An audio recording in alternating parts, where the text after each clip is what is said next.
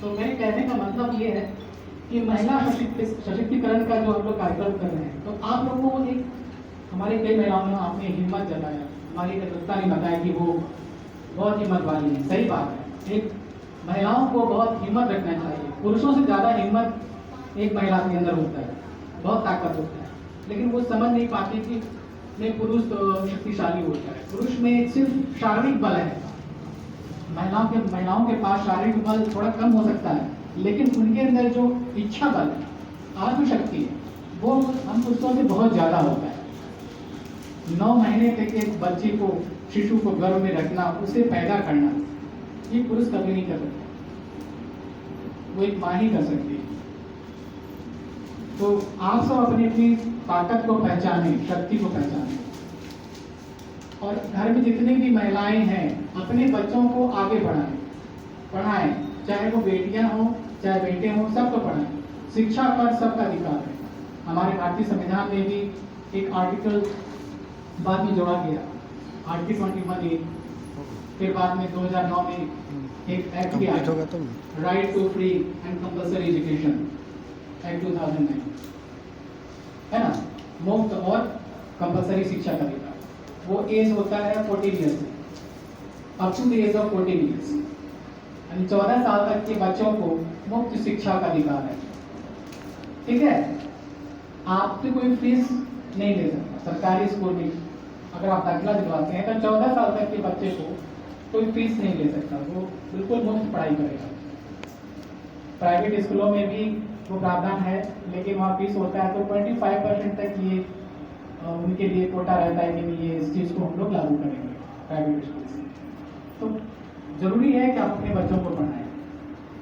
इस संदर्भ में मैं पिछला एक कार्यक्रम किया, वहाँ भी एक कहानी शेयर किया था। एक कहानी मैं यहाँ भी शेयर करता हूँ, क्योंकि आप महिलाएं हैं, आपके पास लड़कियाँ हैं, बच्चे हैं।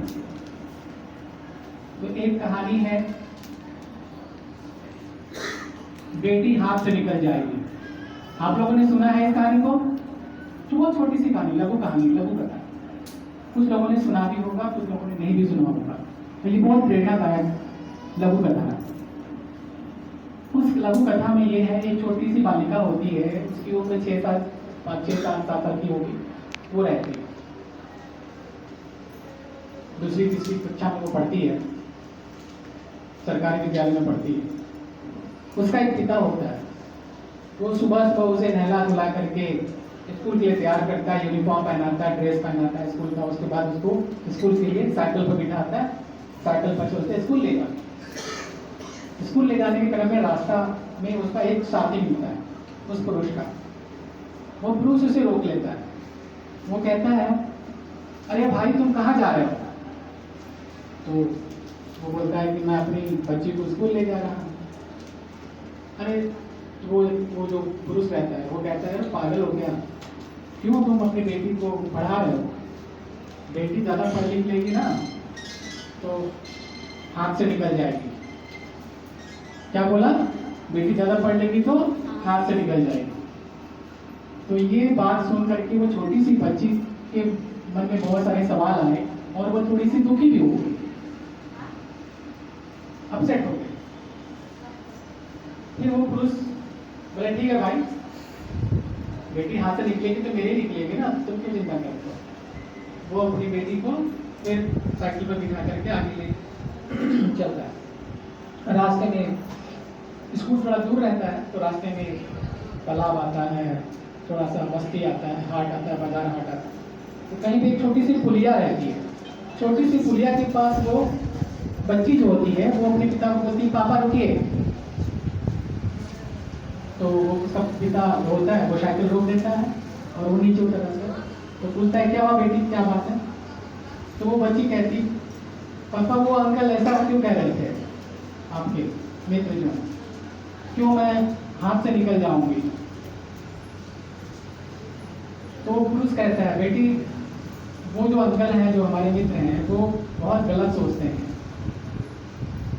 उनके कहने का मतलब ये था कि मैं अगर तुम्हें ज़्यादा पढ़ा लिखा दूंगा तो तुम अपने फैसले खुद लोगी, अपनी मनमानी करोगी, मेरी बात नहीं मानोगी, ऐसा वैसा हो सकता है। तो बेटी कहती है पापा अगर मैं पढ़ लिख लूँगी तो अच्छा है ना कि मैं अपने फैसले लेने में सक्षम हो जाऊँगी, है कि नहीं?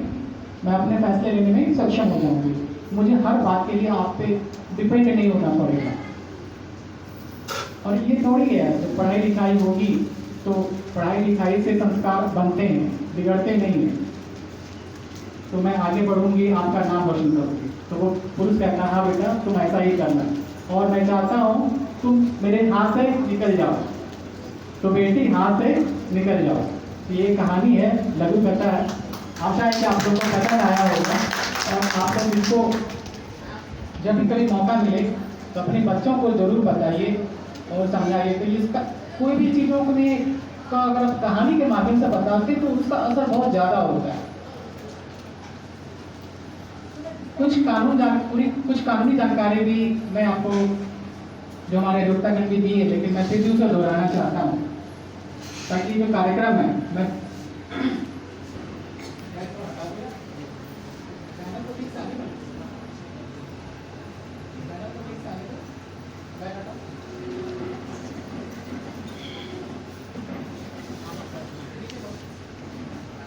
हाँ, आप सभी महिलाएं हैं, बहुत सारी महिलाएं हैं, हो सकता है कि किसी